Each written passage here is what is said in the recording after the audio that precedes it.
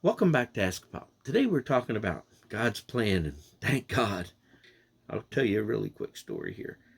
I was putting some internet wire in my house, in my first house, and I had a dear friend of mine over there. Back in the olden day, we had to put wires in the attic to get high-speed internet. And we were taking a break because it was really hot, and we were sitting out front, and he looked troubled. And I said, "What's up?" And he said he had gotten a call the night before from his daughter, and his daughter and son-in-law had been out in Texas at a cancer clinic, and it was bad.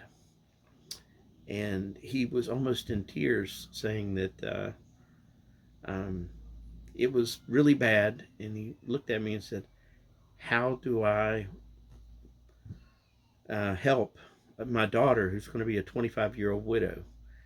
And we sat and tried to work through it, and my heart was breaking for him. And that widow, he had never spoken of his daughter before, but 5 years later, I met her for the first time at her grandfather's funeral. And a few weeks later, I met her again at my new housewarming party.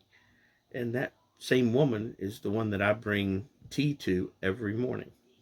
And just a little further on, uh, we actually got married at the chapel in the garden in Daytona Beach, Florida. And 19 years later, we decided to renew our vows in Cana.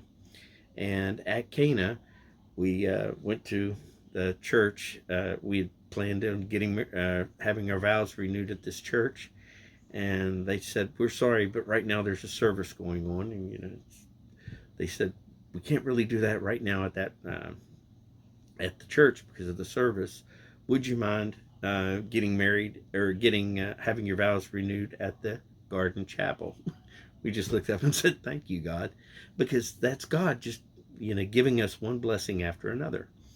And one real quick add on to this story is I'd taught adults for years and years and years, but was scared to death to teach children.